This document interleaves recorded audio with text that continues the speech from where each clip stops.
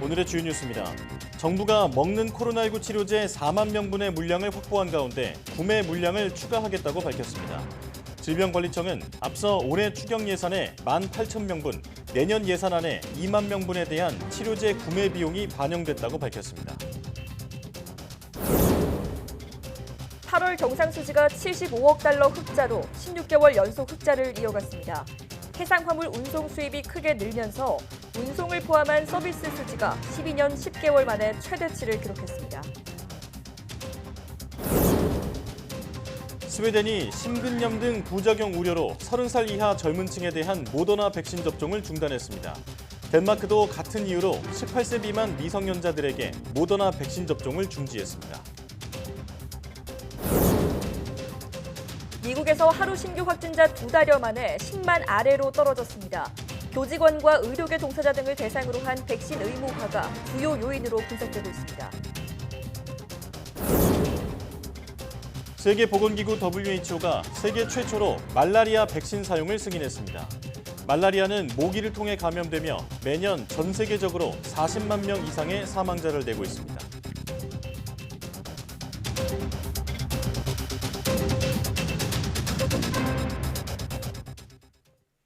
여러분 안녕하십니까? 사이언스 투데이 시작합니다. 이르면 다음 달 9일부터 단계적 일상 회복이 가능할 것으로 보입니다. 정은경 질병관리청장은 국회 보건복지위 국정감사에서 국민의 70%가 백신 접종을 완료한 뒤 항체 형성 기간 2주를 고려하면 11월 9일부터 단계적 일상 회복을 시작해 볼 수 있다고 말했습니다. 또 현재의 백신 접종 추세를 볼 때 오는 25일부터 시작하는 주 초반에 국민의 70%가 접종을 완료할 것으로 예상했습니다. 정은경 청장은 이와 함께 먹는 형태의 코로나19 치료제에 대해 구매 물량을 추가하겠다고 밝혔습니다. 정 청장은 먹는 치료제 물량을 추가 확보하는 것으로 논의를 진행하고 있다며 물량을 최대한 확보하겠다, 예산은 국회가 도와달라고 요청했습니다.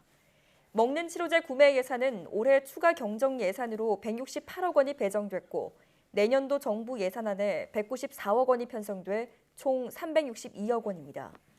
질병관리청은 앞서 올해 추경 예산에 18,000명분, 내년 예산안에 2만 명분에 대한 치료제 구매 비용을 반영했다고 밝힌 바 있습니다. 정부는 먹는 치료제 개발 상황을 보면서 각 제약사와 구매를 협의하고 있습니다. 5차 재난지원금인 희망회복자금의 상한선 2천만 원을 받은 소상공인은 전체의 0.3%인 것으로 집계됐습니다. 국회 산업통상자원 중소벤처기업위원회 소속 시대전환 조정훈 의원이 중소벤처기업부에서 제출받은 자료를 보면 이달 4일까지 희망회복자금을 받은 소기업 소상공인은 179만 3천 명으로 집계됐습니다. 이는 지난 8월 17일부터 지급이 시작된 신속지급 대상자의 92% 수준입니다. 이 가운데 상한액인 2천만 원을 받은 소상공인은 장기간 집합금지를 당한 대형 유흥업소 등 5,400명으로 전체 수령자의 0.3% 수준입니다. 상한선 2천만 원 다음 구간 금액인 1,400만 원을 받은 소상공인은 12,000여 명으로 수령자의 0.7% 수준입니다. 미국에서의 코로나19 하루 신규 확진자가 2달여 만에 10만 명 아래로 떨어지는 등 여름철 4차 확산이 소강 국면에 들어선 것으로 나타났습니다. 교직원과 의료계 종사자 등에 대한 백신 의무화가 접종률을 끌어올려 효과를 발휘한다고 분석되고 있습니다. 워싱턴에서 강태욱 특파원이 보도합니다. 미국에서 코로나19 하루 신규 확진자가 2달여 만에 처음으로 10만 명 아래로 내려갔습니다. 일주일 평균 하루 확진자가 15만 명 안팎이었던 3주 전보다 40%, 지난주보다 12% 줄어 9만 7천여 명까지 떨어진 겁니다. 특히 여름철 최대 확산지였던 루이지애나와 플로리다, 텍사스 등 남부주에서는 감염자가 지난 2주 동안 절반까지 떨어졌습니다. Our 7-day average is about 97,910 cases per day, which represents a decrease of about 12% over the previous week. 의무화 덕에 백신 접종이 늘면서 감염자가 줄었다는 분석입니다. 특히 인구가 가장 많은 캘리포니아주는 식당과 체육관 등에 입장할 때도 접종 증명서를 보여야 하는 등 가장 강한 조처를 시행하고 있습니다. 뉴욕과 샌프란시스코 등 인구가 밀집한 대도시들도 유사한 조처를 적용하고 있습니다. 이 덕에 뉴욕시의 의료계 종사자들의 접종률은 96%까지, 캘리포니아의 대다수 의료법인의 직원 접종률은 95% 이상에 이르고 있습니다. On Monday, New York City reported that 96% of its roughly 150,000 full-time school employees had at least their first shot by the city's vaccination deadline. 보건 전문가들은 여름철 4차 확산이 꺾였다고 보고 있습니다. 하지만 겨울철 독감이 기승을 부리면서 다시 5차 확산이 생길 우려는 여전하다고 경고하고 있습니다. 전체 인구의 4분의 1가량인 7천만 명이 여전히 백신 접종을 거부하고 있기 때문입니다. 보건복지부는 코로나19에 걸려 사경을 헤맸던 피해자들의 증언을 담은 새로운 광고를 내놨습니다. 백신을 맞지 않으면 고통을 당할 수 있다는 공포를 새로운 홍보 전략으로 바꾼 겁니다. 이런 방식이 접종을 주저하는 이들에게 동기를 유발하는 강력한 방법의 하나라는 평가가 나오고 있는 만큼 실제 효과가 주목되고 있습니다. 워싱턴에서 YTN 강태욱입니다. 미국의 대기업 10곳 중 7곳은 코로나19 사태가 가라앉은 뒤에도 재택근무 체제를 병행할 것으로 보입니다. 글로벌 투자은행 모건 스탠리가 미국 상장기업 61곳의 사무실 복귀 계획을 분석한 결과 69%가 주 2, 3일은 집에서 일하고 나머지는 사무실에서 근무하는 병행 근무 체제를 택할 계획인 것으로 나타났습니다. 또 원격 재택근무를 선호하는 기업은 11%로 집계됐고 사무실 출근을 선호하는 기업은 10%에 불과했습니다. 나머지 10%는 직원들의 재량에 맡길 계획인 것으로 조사됐습니다.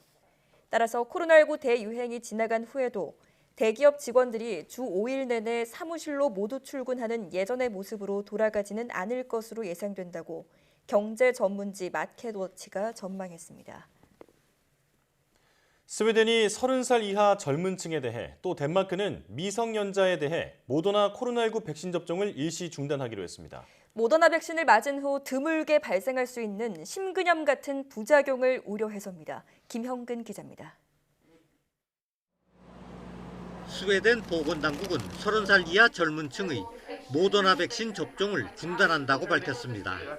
혹시 모를 부작용 우려를 이유로 들었습니다. 그러면서 심근, 심낭염 같은 부작용 위험이 증가하고 있다는 보고가 있었다고 설명했습니다. 또 30살 이하 젊은 남성에게서 이 같은 사례가 더 많이 발생했다고 덧붙였습니다. 심근염은 심장 근육에 생긴 염증을, 심낭염은 심장을 둘러싼 얇은 막에 생긴 염증을 뜻합니다. 보건당국은 부작용 사례가 극히 드물지만 새로운 평가가 나올 때까지 예방적 차원에서 접종을 중단했다고 설명했습니다. 그러면서 30살 이하 젊은 층에 모더나 대신 화이자 백신을 맞으라고 권고했습니다. 덴마크도 같은 이유로 18살 미만 미성년자들에게 모더나 백신 접종을 중지하기로 했습니다. 노르웨이는 모더나 접종을 중단하지는 않았지만 30살 이하 남성에게 화이자 백신 접종을 권장한다고 밝혔습니다. 노르웨이는 미성년자에게는 이미 화이자 백신만 접종하고 있습니다. 북유럽 국가들의 이 같은 결정은 공동 연구 자료에 근거한 것으로 알려졌습니다. 이 자료는 추가 평가를 위해 유럽의약품청 EMA로 보내질 예정입니다. 최종 결과는 한 달 안에 나올 것으로 보입니다. 앞서 EMA는 지난 7월 모더나, 화이자 등 mRNA 백신 접종 뒤 심근염 등이 매우 드물게 발생할 수 있다고 밝힌 바 있습니다. 하지만 접종으로 인한 이익이 더 크다며 같은 달 모더나 백신의 12세에서 17세 접종 승인을 권고했습니다. YTN 김영근입니다. 캐나다가 연방정부 공무원과 비행기 등 교통편 이용 승객들에게 백신 접종을 의무화하는 강력한 대책을 내놨습니다. 현지 시간 6일 로이터 통신에 따르면 캐나다는 오는 29일까지 연방정부 직원들에게 코로나19 백신 접종을 완료했다는 증명서를 온라인 포털에 등록하라고 의무화했습니다. 백신을 접종하지 않은 공무원들은 휴직해야 하며 임금도 지급되지 않습니다. 캐나다는 또 오는 30일부터 기차와 항공편, 선박 등의 교통수단을 이용하는 12세 이상 승객과 직원들은 반드시 백신 접종 증명서를 제시해야 한다고 밝혔습니다. 아랍에미리트가 코로나19 위기를 극복했다고 발표했습니다. 아부다비 왕세자는 현지 시각 6일 국영 WAM 통신을 통해 우리는 코로나19를 극복했고 대가를 치렀지만 경험을 통해 많은 것을 배웠다고 밝혔습니다. 이어 이제 일상 복귀에 대한 확신을 국민에게 주고 싶다며 위기를 극복한 것에 대해 신에게 감사한다고 말했습니다. 아랍에미리트의 코로나19 신규 확진자 수는 지난 7월 하루 2,000명까지 발생했지만 이후 꾸준히 줄어들어 6일 기준 156명으로 집계됐습니다.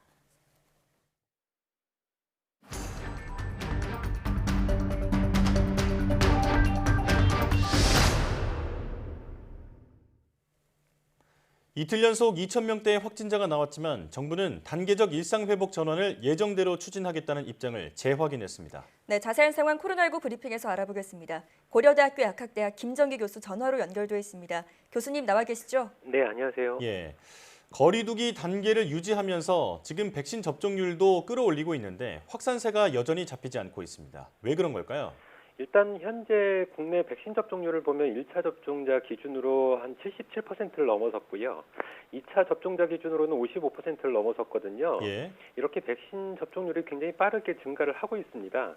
근데 이렇게 백신 접종률이 높아지게 되면 당연히 확산세가 감소를 해야 되는데 네, 문제는 현재 유행을 주도하고 있는 바이러스가 델타 변이 바이러스고 여러 번 말씀드린 것처럼 델타 변이 바이러스가 전파력이 굉장히 강하다. 네. 이렇기 때문에 실제로 백신 접종률이 높아가고 있음에도 불구하고 확산세가 안정화되기는 다소 힘들다. 이렇게는 보고 있습니다. 예, 그러니까 반대로 얘기하면 백신 미접종 상태인 인구가 한 20여 %로 인구수로 보면 한 1,000만 명이 넘거든요. 예, 거기에 불완전 접종 상태인 인구도 한 20여 %로 한 1,000만 명이 넘습니다. 그렇다 보니까 한 2천만 명이 넘는 사람들이 백신 미접종 상태이거나 불완전 접종 상태이다 보니까 전파력이 높은 델타 변이 바이러스에 의해서 확산세가 계속 지속되고 있다. 이렇게 보시면 될 것 같고요. 예, 여기에 돌파 감염도 어제 말씀드린 것처럼 점차 증가를 하고 있기 때문에 이러한 요인들이 계속 작용하고 있지 않나 이렇게 생각을 하고 있습니다. 네. 자, 정부는 하루 10,000명의 신규 확진자가 발생했을 때를 대비해서 병상을 확보하고 또 재택 치료를 병행하는 방안을 검토하고 있다 이렇게 말했는데요. 가능할 것으로 보십니까? 일단 사실상 위드 코로나 전환 시에 하루 확진자가 얼마나 발생할지에 대해서는 아무도 정확히 예측하기는 어렵습니다. 근데 위드 코로나 시행 시점에 보면 인구의 80% 그리고 성인 기준으로 보면 90%가 접종 완료 상태일 걸로 예상을 하고 있거든요. 네, 근데 지금 이 정도의 어떤 수치는 가장 우리가 그러니까 실제로 참조할 만한 국가가 싱가포르인데 싱가포르의 백신 접종률도 그러니까 우리나라가 위드 코로나 시행 시점과 상당히 유사합니다. 예, 그런데 현재 싱가포르의 상황 같은 경우에는 위드 코로나로 전환하면서 확진자가 크게 늘었거든요.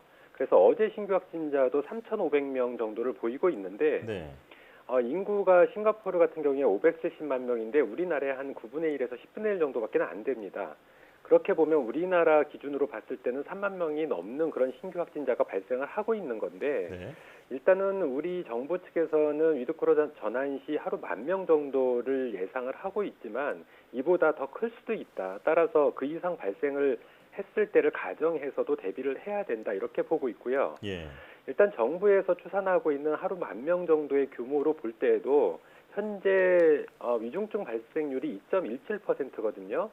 근데 백신 접종률이 높아지게 돼서 만약에 인구의 80% 정도가 백신 접종이 완료가 된다고 하면 물론 위중증 발생률도 지금보다는 더 감소를 해서 1%대를 보일 거다 이렇게 예상을 하고 있습니다. 예, 그렇게 되더라도 하루에 10,000명 정도의 신규 확진자가 발생을 하면 하루 100명씩 위중증 환자가 발생을 한다라고 계산을 할 수가 있거든요. 네. 근데 현재 중환자 병상 우리가 가지고 있는 게 한 1,000병상 정도 되고 준중환자 병상도 한 500개 정도가 됩니다. 물론 네. 감염병 전담병원 같은 경우에는 병상 수가 10,000개 정도가 되는데 일단 중환자 병상과 준중환자 병상 다 합쳐도 한 1,500개 정도로 현재 가지고 있는데 예, 여기에 일정 부분 또 우리가 실제로 이용을 하고 있거든요. 그렇게 되면 하루 10,000명씩 신규 확진자가 발생을 하고 그중에 한 100명 정도가 위중증 환자로 이완이 된다라고 하면 수일 내에 병상이 다 소진될 거다 이렇게 예상을 하고 있습니다. 예, 이렇게 되면 아무래도 감염병 전담병원 병상 등을 중환자 병상으로 활용할 가능성이 높은데 그렇게 되면 한시적으로는 여유가 있습니다만 이게 장기화될 경우에는 분명히 병상 부족 문제가 발생할 거다라고 생각을 하고 있고 그렇기 때문에 지금보다 병상을 더 확보할 필요가 있고요. 특히 10,000명이 아니라 그 이상 신규 확진자가 발생을 할 경우에는 분명히 병상 부족 문제가 발생을 할 거다. 그래서 이에 대한 대비책은 반드시 필요하다. 이렇게는 보고 있습니다. 예. 생각보다 상황이 더 안 좋을 가능성도 충분히 염두에 둬야겠습니다. 자, 이런 가운데 정은경 질병관리청장이 이르면 11월 9일부터 단계적 일상 회복 전환이 가능할 것이라고 말했습니다. 이쯤이면 전환해도 괜찮을까요? 일단 11월 9일로 예상을 하고 있는 시점은 10월 말 정도에 우리나라 인구의 80% 정도가 접종이 완료가 되고 네. 그로부터 2주가 지난 시점으로 이렇게 예상을 하고 있거든요. 그러니까 앞으로 남은 기간이 한 달 정도 남았는데 앞서도 말씀드린 것처럼 분명히 신규 확진자가 크게 발생을 할 거고 따라서 이 병상 부족 문제 등 의료 시스템 문제가 발생을 할 거다라고 생각을 하고 있거든요. 따라서 이 기간 동안에 의료 시스템을 정비할 필요가 있고 또 불가피하게 재택 치료를 확대할 수밖에 없습니다. 왜냐하면 위중증 환자가 늘어나게 되면 경증이나 무증상 환자 등이 실제로 치료를 받을 수 있는 공간이 없어지게 되거든요. 예. 그렇기 때문에 재택 치료가 크게 확대될 걸로 예상을 하는데 이런 경우에도 갑자기 위중증으로 전환되는 사례 등이 빈번히 발생할 걸로 예상을 하고 있고 따라서 대응 인력에 대한 어떤 준비도 철저히 필요하다라고 생각을 하고 있습니다. 예. 따라서 이에 대한 대비책이 충분히 돼야지만 큰 피해 없이 효과적인 위드 코로나가 가능할 거다 이렇게 생각을 하고 있는데 이러한 부분뿐만 아니라 실제로는 신규 확진자 발생 규모도 상당히 중요한 영향으로 작용할 가능성이 있거든요. 네. 해당 시점까지 현재의 어떤 신규 확진자 규모를 유지할 가능성이 좀 높고 실제로 이번 대체 휴일 두 번의 대체 휴일 여파로 일정 수준으로는 증가할 걸로 생각을 하고 있습니다. 여기에 더불어서 2주 후에 새로운 거리두기 조정안이 발표가 되면 일정 부분 방역 조치가 더 완화될 가능성이 상당히 높기 때문에 아무래도 실제로 위드 코로나 전환 시점인 11월 초에는 3,000명 규모의 신규 확진자가 발생할 가능성이 있다라고 보고 있습니다. 예. 그래서 이렇게 이 정도의 규모로 유지를 한다라고 하면 일단 위드 코로나로 전환이 어느 정도 가능은 하겠지만 지금보다 훨씬 더 증가를 한다라고 그러면 아무래도 부담이 될 거다라고는 생각을 하고 있고요. 만약에 11월 이 시점이 어떻게 보면 유일하게 위드 코로나로 전환할 수 있는 시점이다. 왜냐하면 11월 중순이 넘어가게 되면 계절적인 요인으로 분명히 위드 코로나 전환과 상관없이 신규 확진자가 크게 증가할 걸로 보고 있거든요. 네. 그렇기 때문에 어차피 11월 초가 불가피하게 위드 코로나로 전환할 수 있는 시점이다라고는 생각을 하고 있습니다. 네. 자, 백신 이상 반응에 대해서 정부가 너무 보수적으로 대응한다는 지적이 국감에서 나왔습니다. 이건 어떤 이유로 봐야 할까요? 일단 우리나라에서 예방접종 피해보상 심의 기준을 보면 WHO의 가이드라인을 따르고 있습니다. 그래서 크게 5가지로 구분을 하고 있는데 첫 번째가 인과성이 명백한 경우, 두 번째가 개연성이 있는 경우, 세 번째가 가능성이 있는 경우거든요. 예. 이 3가지에 해당된다라고 하면 인과성이 인정이 되고 피해보상도 받게 됩니다. 그렇기 때문에 아무래도 일반적인 이상 반응 같은 경우에는 지금 말씀드린 3가지 카테고리에 포함될 가능성이 상당히 높고요. 네. 그렇기 때문에 인과성이 인정되는 그런 사례가 비교적 높게 나타난다 이렇게 보고 있습니다. 예. 다만 중증이라든가 아니면 사망에 이르는 이런 이상 반응인 경우에는 실제로 4번째가 뭐냐면 인과성이 인정되기 어려운 경우에 포함되거든요. 네. 이 경우는 다시 2가지로 분류가 되는데 하나는 백신과 이상 반응에 대한 자료가 충분하지 않은 경우가 첫 번째고요. 두 번째가 4-2가 백신보다는 다른 이유에 의한 가능성이 높은 경우입니다. 근데 4-1, 그러니까 자료가 충분하지 않은 경우, 이 경우에는 실제로 인과성이 인정 여부와 상관없이 의료비 지원을 하는 걸로 지금 현재 되어 있는데 아무래도 지금 중증이나 아니면 사망까지 이르는 이런 이상 반응들이 이 4번째 카테고리에 포함되어 있는 경우가 상당히 많습니다. 네. 예. 그러다 보니까 아무래도 백신보다는 다른 이유에 의해서 이상 반응이 나왔을 걸로 추정을 하고 있기 때문에 상대적으로 많이 이 인정 사례가 드물지 않나 이렇게는 보고 있습니다. 네. 자, 요즘 화두에 오르고 있는 소식이죠. 먹는 치료제가 조만간 출시될 것으로 보이는데 이 먹는 치료제가 보급이 되면 코로나19 종식 기대해봐도 될까요? 근데 현재까지 그러니까 알려지고 있는 코로나19 치료제 후보 물질은 대표적으로 해외에서 머크, 화이자, 로슈가 개발하고 있는 치료제 후보 물질들이거든요. 이 중에 머크가 가장 대표적인데, 예. 아무래도 이 머크에서 개발하고 있는 이 몰루피나비르 같은 경우에 타미플루처럼 안전성이 상당히 높다라고 보기는 좀 어렵지 않나 이렇게 보고 있습니다. 예. 왜냐하면 그 작용 기전상 보면 이 몰루피나비르 같은 경우에 뉴클레오사이드 유사체인데 이 경우에 알려져 있는 부작용들에 대한 우려들이 있거든요. 대표적으로 미토코리아 DNA에 영향을 준다든가 간독성이나 아니면 췌장염, 신경병증 이런 다양한 부작용을 유발할 가능성이 있습니다. 물론 일부의 이러한 뉴클레오사이드 유사체인 경우 허피스 바이러스에 대한 치료제로 쓰이고 있는 아시클로바 같은 경우에는 비교적 안전하다고 평가를 받는데도 불구하고 예. 나머지 이런 유사체들에 대한 어떤 부작용 우려는 항상 대두가 되고 있거든요. 근데 이번 머크사에서 발표했던 임상상상 중간 발표에서는 부작용 사례가 12% 정도 발생했다라고 하는데 구체적인 부작용에 대해서는 공개가 안 되고 있습니다. 따라서 예. 안전성이 충분히 검증됐느냐 이 부분이 의문점이고요. 이러한 안전성 우려가 있을 경우에는 아무래도 일반화해서 보급하기에는 어려운 부분이 없지 않아 있지 않을까 이런 생각을 가지고 있습니다. 따라서 안전성 부분에 대한 충분한 검증은 필요하다라고 보고 있고요. 예. 또 하나는 단가가 너무 비싸다. 왜냐하면 지금 1인 기준으로 10정을 복용을 하는데 1일 2회 5일간 복용을 하거든요. 단가가 90만 원 정도라서 타미플루 대비 굉장히 비싼 가격입니다. 그래서 예. 대중화되기는 또 어려운 부분이 어느 정도 한계점은 있지 않나라는 생각은 가지고 있습니다. 예. 네. 자, 안전성이 검증이 돼서 코로나 종식에 도움이 됐으면 좋겠습니다. 여기까지 듣겠습니다. 지금까지 고려대학교 약학대학 김정기 교수와 함께했습니다. 교수님 고맙습니다. 네, 감사합니다.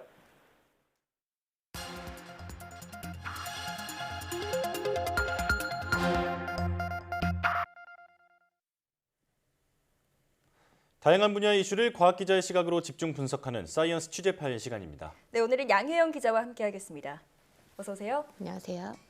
네, 오늘은 어떤 소식 준비해 오셨나요? 네, 올해 노벨상 과학 부분의 수상자가 모두 발표가 됐습니다. 네. 지난해에 이어서 올해도 한국인 과학자의 수상 가능성이 점쳐지면서 관심이 쏠렸는데 아쉽게 수상은 이어지지 못했는데요. 예. 오늘은 올해 이 노벨 과학상의 업적과 함께 한국인 수상 가능 시점은 언제가 될지 함께 전망해 보도록 하겠습니다. 네, 사실 고려대학교 이호왕 명예교수가 이 유행성 출혈열 바이러스를 발견한 공로로 이 노벨 생리의학상 후보에 네. 올랐었잖아요. 그쵸. 하지만 아쉽게 수상하지 못했는데요.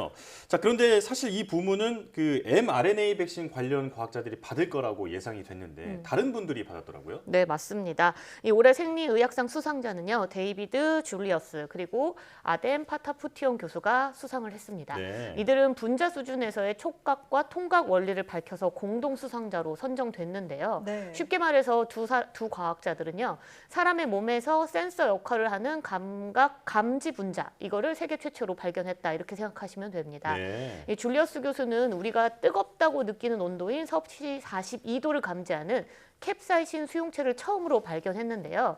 뭔가 이름이 익숙하시죠? 네. 이 캡사이신이 고추의 주성분이잖아요. 그렇죠. 줄리어스 교수는 이 캡사이신 수용체를 통해서 우리가 매운 고추를 먹고 땀을 흘리는 이유가 맛이 아니라 열 감각 때문이다. 이 사실을 밝혀낸 겁니다. 예. 네. 네, 그리고 또 파타푸티온 교수는요, 이 줄리어스 교수가 찾아낸 온도 수용체를 바탕으로 피부와 장기의 기계적 자극에 반응하는 센서를 발견했습니다. 이를 통해서 우리가 아주 미세한 바람을 느끼거나 가벼운 날갯짓 같은 것도 느낄 수 있게 된 건데요. 그럼 올해 노벨 생리의학상의 수상자의 말 직접 들어보겠습니다. So most of the cells in your body communicate through chemicals. This could be hormones such as insulin or neurotransmitters such as dopamine. But your sense of touch has to sense physical stimuli such as temperature and pressure and translate this to a chemical language that your cells and your body can understand. And my lab and David Julius's lab and again others contributed by identifying these receptors. And the identification of these receptors, of course, opens up the door to study physiology and disease. 네. 자, 다음으로 노벨 물리학상 수상자에 대해서 살펴보죠. 누구에게 수상의 영광이 돌아갔나요? 네, 이 올해 노벨 물리학상 수상자는 모두 3명입니다. 네. 지구의 기후 모델을 만든 마나베 슈쿠로 교수와 클리우스 하살멜 연구원, 그리고 또 무질서와 무작위 시스템에 대해서 밝혀낸 조르조 파리시 교수가 수상을 했는데요. 예. 이 세 사람은 기후와 같은 이 복잡한 시스템, 그러니까 복잡계에 대한 이해를 높였다는 게 수상 이유로 밝혀졌습니다. 네, 이번 수상자들을 보면 과학계도 이제 기후 변화를 핵심 주제로 다루고 있다. 이제 이 부분을 알 수 있을 것 같은데, 자, 기후 관련 과학자가 노벨상을 받은 게 굉장히 이례적이라고요. 네, 그렇습니다. 우선 이 마나베 교수는요, 사실 기후 변화 모델의 창시자라고 할 수 있습니다. 네. 1967년 이 논문을 통해서 온실가스 증가에 따른 대기 온난화 정도를 추정을 했는데요. 이를 통해서 지금 현재 쓰이고 있는 현실적인 기후 모델 개발을 토대를 만들었고요. 또 하셀만 연구원 같은 경우에는 지구 온난화의 원인이 인간 활동에 있다, 이런 걸 밝혀냈습니다. 네. 또 지구의 자연 변동성 개념 모델을 처음으로 제시하기도 했습니다. 여기에 이 파리시 교수는요, 지구 온난화처럼 예측이 어려운 복잡계의 숨겨진 기본 원리를 찾아냈는데요. 이 원리는 현재 인공지능을 작동시키는 데도 유용하게 사용되고 있다고 합니다. 네. 이 사실 앞서 이야기했듯이 노벨상은 그동안 유독 지구과학 분야에 야박했습니다. 예. 이 세 사람의 이번 수상은 지구과학 그 분야의 과학자들이 역대 2번째로 한 수상이거든요. 네. 120년 역사에 이제 2번밖에 없었던 건데, 기후 변화를 이해하는 데 기여한 과학자의 업적을 이제 노벨상도 인정을 했다, 이렇게 볼 수 있는 겁니다. 그럼 올해 노벨 물리학상 수상자의 소감도 들어보겠습니다. 예. Usually, Nobel Prize in Physics is awarded to the physicist who did sort of fundamental contribution to physics. And very few people received Nobel Prize for the kind of work I have done, study of climate change. What I have done is to create mathematical model of climate as a natural extension of numerical daily weather prediction, which now has become indispensable for your daily life. 네. 자, 마지막으로 노벨 화학상이죠. 어떤 수상자가 받았나요? 네, 이번에는 이 독일의 벤자민 리스트 교수와 함께 데이비드 맥밀런 교수가 받았습니다. 예. 이 두 사람은 유기촉매를 개발한 공로를 인정받았는데요. 이 촉매는 화학 반응을 제어하고 또 가속화하는 물질이라고 알려져 있죠. 화학자들은 아주 오랫동안 금속이랑 효소, 이 두 가지의 촉매만 존재한다고 생각을 했습니다. 그런데 2000년 이번에 수상한 두 과학자가 각각의 독립적인 연구를 통해서 세 번째 유형의 촉매, 그러니까 유기분자 기반의 촉매를 개발을 한 건데요. 예. 네. 이후 이 유기촉매는 새로운 의약품을 만들 때는 물론이고 태양전지 개발에도 활용이 됐고요. 화학 공정에서 시간이나 비용, 재료를 아끼는 데 아주 큰 역할을 하고 있습니다. 이 올해 노벨 화학상 수상자의 소감도 들어보겠습니다. There's an awful lot of chemists who are working in an area called catalysis, which is to try and make these reactions that make medicines faster. I'm one of those chemists, and we developed an area, along with a number of other people, that allowed you to do this type of making medicines faster by a completely different way. And so I think that's the reason why they chose it.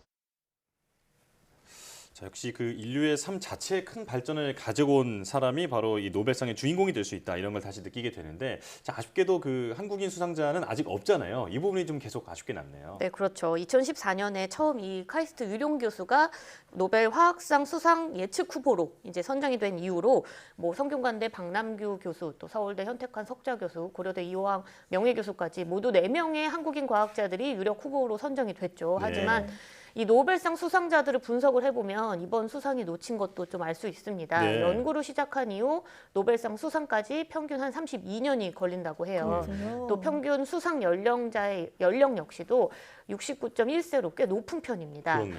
그 노벨위원회가 심사 기준을 공개하지 않아서 사실 뭐 정확한 이유까지 찾을 수는 없지만 오랜 검증을 통해 연구 성과가 입증되고 또 해당 연구가 과학계 전체에 미치는 영향을 고려해서 수상자를 선정한다, 이렇게 생각을 해보면요. 하나의 연구 분야를 꾸준히 연구하고 발전시키는 게 무엇보다 중요하다 이렇게 볼 수 있죠. 예. 지난 몇 년 동안 정부도 기초 연구 분야 예산 늘리고 또 청년 과학자들의 생애 전주기 지원 방안도 고려하고 많은 노력을 하고 있습니다. 하지만 우리나라는 여전히 실패를 두려워하고 장기적으로 같은 연구에 몰두할 수 없는 특유의 연구실 분야가 있는데 이것부터 바꿔야 한다 이런 지적이 많이 나오고 있습니다. 장기적인 안목에서 투자를 하고 또 남들과 하지 않는 연구에 도전을 하는 이런 어떤 연구의 기초 체력을 좀 늘려야지 노벨상 수상과 같은 좋은 성과가 나오지 않을까 싶습니다. 네. 하루빨리 이 코너에서 한국인 과학자의 수상 소식을 전할 수 있는 날이 오면 좋겠네요. 지금까지 양희영 기자와 함께했습니다. 고맙습니다.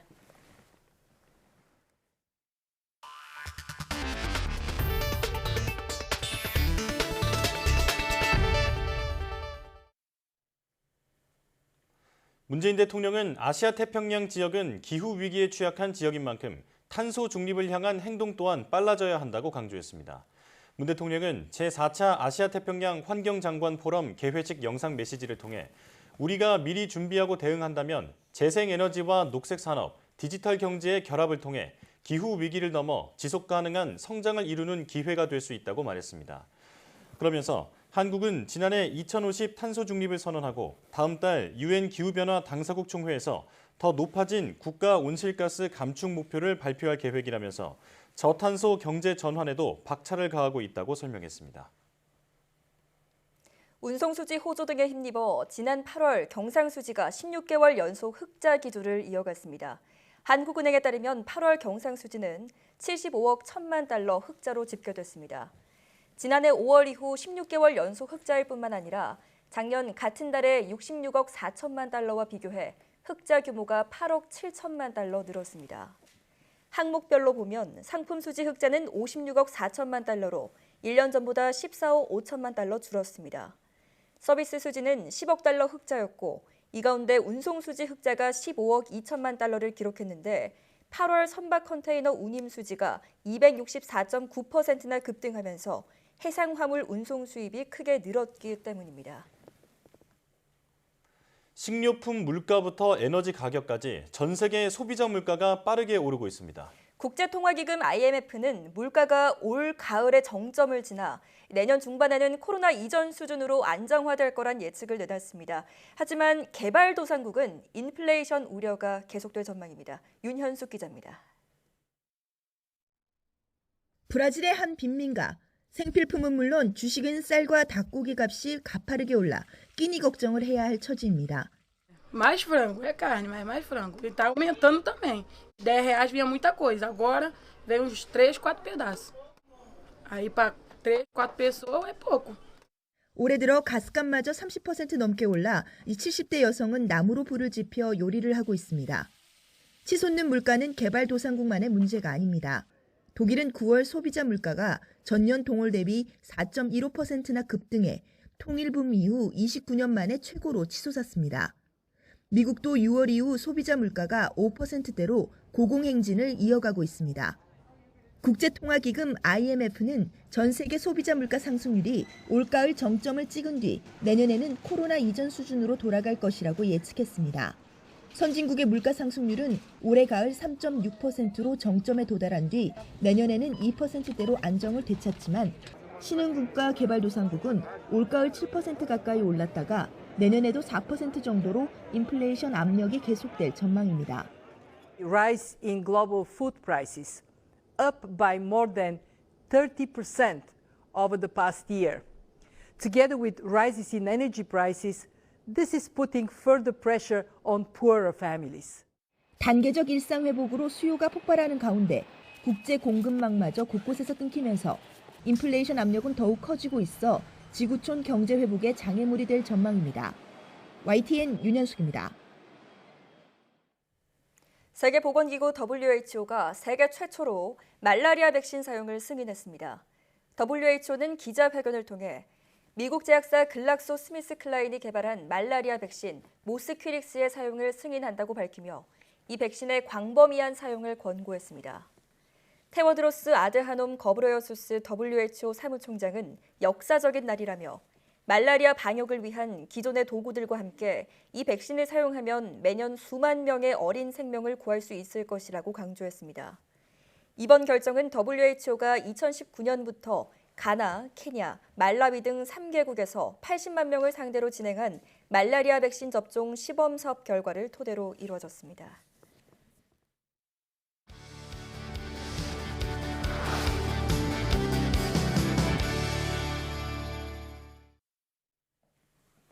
다양한 부품을 조립해 자동차를 만들듯 합성생물학은 DNA 부품으로 자연에 없던 생물 시스템을 만들어내는 분야입니다. 석유를 생산하는 미생물을 개발하는 등 여러 난제를 해결하면서 그 영향력이 커지고 있는데요. 국가 차원에서 합성생물학의 발전을 위해 AI와 로봇을 도입하려는 시도가 진행되고 있습니다. 네, 오늘 과학의 달인에서는 이와 관련한 자세한 이야기 나눠보겠습니다. 한국생명공학연구원 합성생물학 전문연구단 이승구 단장님과 함께하겠습니다. 어서 오십시오. 네, 안녕하십니까? 자, 저희가 앞서 잠깐 소개를 했지만 합성생물학 말이 좀 어렵거든요. 단장님께서 직접 좀 설명해 주시죠. 네, 우리 인간이나 동물의 생물학적 특성을 결정하는 게 DNA입니다. 네. DNA는 4종류의 고리 모양 염기성 물질이 수만 개에서 수십억 개씩 배열된 구조인데요. 이 유전 물질을 매개로 작은 미생물에서부터 코끼리까지 생물학적 특성을 후대로 전달합니다. 네. 생명체가 가지는 유전적 다양성은 무한대에 가까운데요. 지난 수십 년 동안 생명과학은 이 다양성이 나타내는 생물학적 기능을 해석해왔다면 합성생물학은 여기서 더 나아가서 자연계에 존재하지 않는 DNA를 설계하고 이용하는 기술을 연구하는 분야입니다. 네. 기계나 전자 분야처럼 이미 해석이 완료된 유전자 정보의 조각들을 부품으로 이용해서 고도화된 유전자 모듈을 완성해 나가는 것입니다. 그렇군요. 네. 자, 합성생물학이 의학과 화학, 또 농업, 그리고 환경 분야에까지 많은 도움을 주고 있다고 들었습니다. 이 밖에도 이 합성생물학을 이용해서 풀 수 있는 난제는 어떤 것들이 있을까요? 먼저 화이자나 모더나의 메신저 RNA, 즉 mRNA 백신 개발에서 보듯이 핵산을 합성해서 의약품이나 백신으로 이용할 수 있습니다. 예. 모더나사는 mRNA가 안전하게 세포 내로 전달되고 인체에서 적정 수준의 항원을 생산할 수 있도록 인공 mRNA를 대량으로 만들어야 했습니다. 모더나사는 합성생물학과 자동화 기술 또 인공지능을 통해서 한 달에 메신저 RNA 1000개 이상을 1000종류 이상을 제조하는 시스템을 구축할 수 있었습니다. 네. 그 결과 다른 제약사들보다도 빨리 임상 1상을 진행할 수 있었고 임상 시작 10개월 만에 세계에서 두 번째로 백신이 승인됐습니다. 예. 뿐만 아니라 최근에는 탄소 중립을 위한 신재생 에너지, 저탄소 신소재 기술 개발을 위한 화이트 바이오 산업이 부각되고 있습니다. 네. 석유에서만 얻어지던 에너지나 화학물질을 미생물 세포에서 생산하는 연구들인데요. 기후변화 문제 해결에 필요한 답을 제시할 수도 있을 것으로 보고 있습니다. 예. 자, 이렇게 활용도가 점점 높아지고 있는데요. 현재 우리 정부 주도로 합성생물학 연구 분야의 발전을 위해서 여러 가지 프로젝트를 진행하고 있다고 들었습니다. 단장님께서 설명해 주시죠. 네, 현재 바이오 파운드리 구축이 국가 예비 타당성 사업으로 추진되고 있습니다. 네. 바이오 파운드리란 한마디로 합성생물학을 가속화하기 위한 플랫폼 구축 전략입니다. 예. 바이오 기술의 경우에 영향력이 높은 분야지만 방대하고 복잡한 데이터와 실험 연구가 느린 것이 한계로 지적되어 왔습니다. 이것을 극복하기 위해서 등장한 전략의 하나가 미국 다파에 의한 역공학 방식입니다. 예. 즉 초기에 대량의 설계를 진행하고 결과물에 대한 정보를 대량 확보해서 모호한 설계의 차이까지도 찾아서 더 정확한 설계가 가능하게 하는 디자인 사이클을 적용하는 것입니다. 네. 국내 바이오 파운드리 사업도 합성생물학 연구 단계에 인공지능과 로봇을 도입해서 속도와 규모를 확장하고 빅데이터를 손쉽게 확보해서 생물학적 다양성 문제를 극복하는 부품 모듈화 기술을 확보하기 위한 전략입니다. 예. 이 과정에서도 다양한 생물 간에도 공통적으로 활용될 수 있는 인공회로 또 세포 공장 기능을 설계할 수 있게 됩니다. 예. 네. 자, 미국이나 영국 같은 곳에서는 이미 정부와 민간이 주도적으로 바이오 파운드리 육성 정책을 펼치고 있다고 들었습니다. 국내와 비교했을 때 움직임이 어떨까요? 최근에 바이오 분야 선도국들은 합성생물학 분야의 주도권을 확보하기 위해서 바이오 파운드리를 통한 연구개발 투자가 빠르게 확대되는 상황입니다. 네. 미국의 경우에는 실리콘밸리 자본이 동원된 민간 바이오 파운드리가 활발하게 상장하고 있는데요. 작년까지 작년 한 해 실리콘밸리의 총 투자액이 약 9조 원이었는데 올해는 투자액을 가늠하기도 어려운 정도입니다. 예. 얼마 전에 긴코바이오웍스라는 합성생물학 바이오 파운드리사가 미국 기업이 나스닥에 진입한 일이 있었는데 예.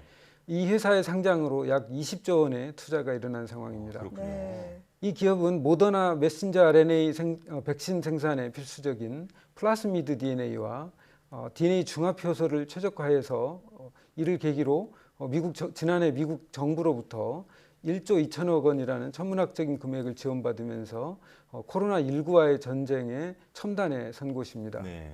우리나라에서도 모험 자본들은 있으나 대부분 치료제 등 의학 한정된 분야에 집중되어 있고 플랫폼 분야에서는 아직 모험 자본이 잘 작동하지 않는 것 같습니다. 예.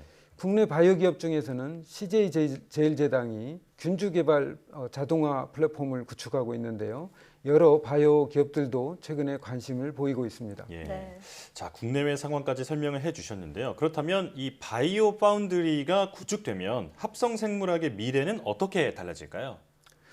우리나라의 합성생물학도 지금은 개인 연구에 의존하고 있지만 바이오 파운드리가 활성화되면 분야별 엔지니어와 자동화 시스템의 지원이 가능해질 것입니다. 네. 기술적으로는 대량 설계를 통해서 핵산, 단백질, 세포를 병렬로 제작하고 이를 초고속 테스트해서 대량 데이터를 확보합니다.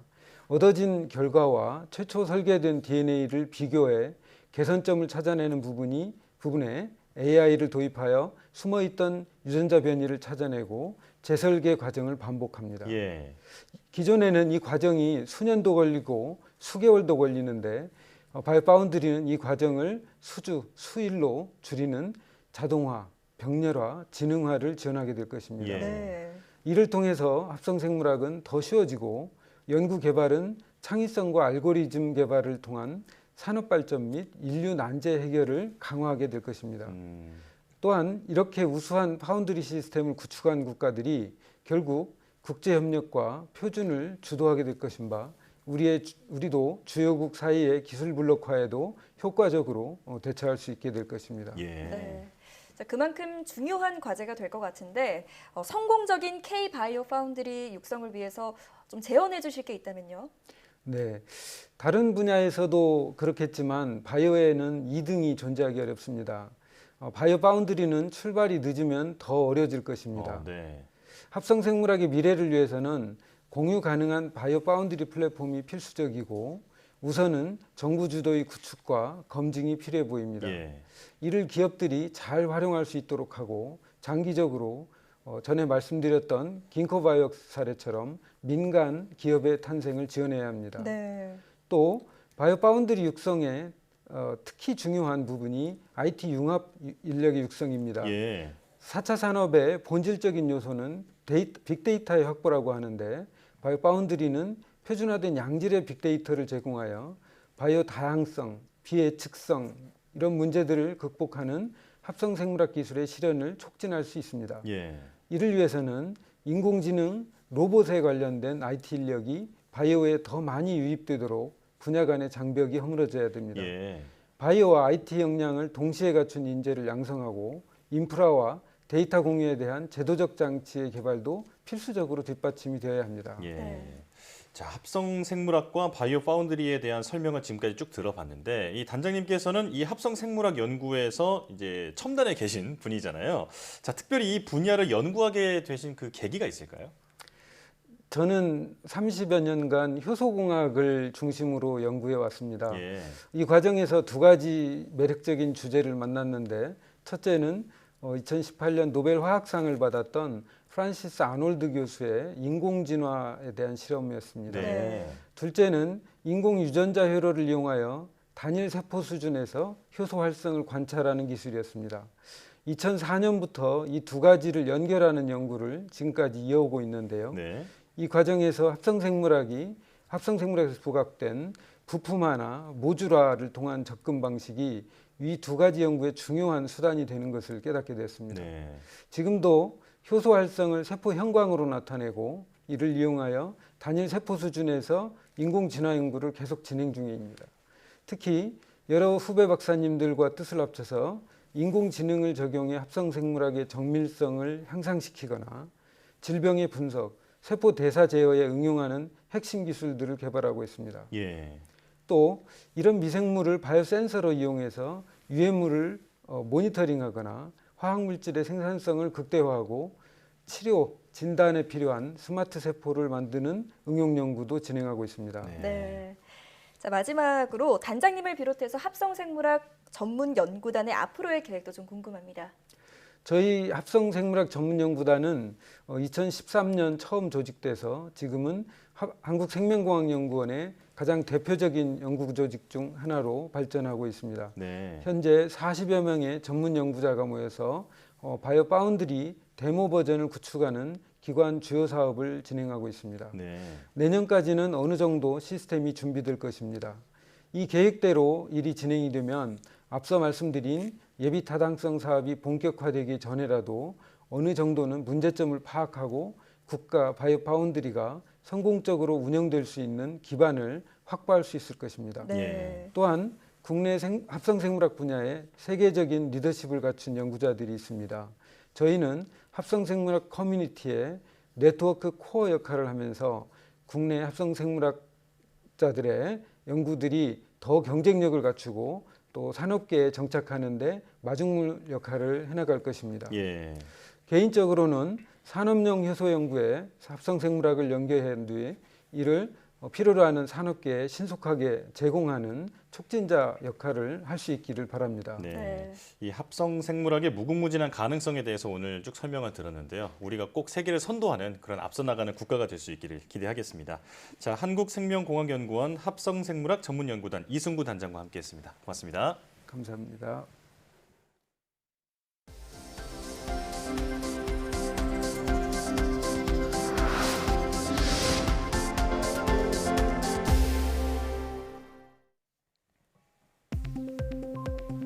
B형 간염에 걸리면 항바이러스 치료를 빨리 받을수록 간암 위험이 낮아진다는 연구 결과가 나왔습니다. 서울대 병원 등 공동연구팀은 전 세계 B형 간염 환자 9천여 명을 분석한 결과 염증 반응이 심한 초기 단계에 항바이러스 치료를 시작한 그룹은 더 늦게 치료를 시작한 그룹보다 간암 발생 위험이 절반가량 낮았다고 밝혔습니다. 연구팀은 기존의 약물 내성 위험 때문에 환자 스스로 간염 초기를 극복하게 하기도 했다며 정기 검사를 통해 치료 시작 시점을 빨리 잡아야 한다고 조언했습니다. 국내 연구진이 고령자의 일상 활동을 돕는 로봇 인공지능 기술을 개발했습니다. 한국전자통신연구원 애트리는 고령자의 얼굴 특징과 의상 스타일 등 외형을 인식하고 고령자 일상 행동을 인식해 상황에 맞는 맞춤형 서비스를 제공하는 로봇 인공지능 기술을 개발했다고 밝혔습니다. 연구팀은 고령자 소지품 인식 기술과 고령자 특화 음성 인식 기술, 고령자와 상호작용 행위를 스스로 생성하는 기술 등 모두 13개의 로봇 인공지능 기술이 포함됐다고 설명했습니다. 또 이번 기술을 활용하면 로봇이 고령자의 약 복용 여부를 확인하거나 운동 자세를 교정해주는 등의 소통이 가능하다고 설명했습니다. 무겁고 부피가 큰 흑연 음극재를 없앤 차세대 리튬 전지 구조가 개발되었습니다. 카이스트 김희타 교수 연구팀은 리튬 전지의 음극 표면을 특정 구조로 가공해 흑연 음극재 없이도 높은 에너지 밀도를 가진 리튬 전지 구조를 개발했다고 밝혔습니다. 연구팀은 흑연 음극재가 없는 리튬 전지는 기존 리튬 전지보다 에너지 밀도가 60% 높지만 충방전 효율이 떨어지고 전지 표면에 부식이 발생하는 문제가 있었다고 설명했습니다. 이번에 개발된 전지 구조를 적용하면 기존 리튬 전지보다 성능이 향상되면서도 안정적으로 구동되고 부식 현상도 억제된다고 연구팀은 말했습니다. 옷에서 발생하는 마찰력으로 전기를 만들어 전자기기를 구동할 수 있는 기술이 개발됐습니다. 한국전기연구원은 마찰력을 통해 전기를 생성하는 나노 발전기와 만들어진 전기를 저장하고 전자기기에 공급하는 소자가 통합된 부품을 개발했다고 밝혔습니다. 연구팀은 개발된 부품이 신축성 있는 소재로 만들어져 모든 방향으로 구부릴 수 있고 10,000번 이상 사용해도 내구성이 유지된다고 설명했습니다.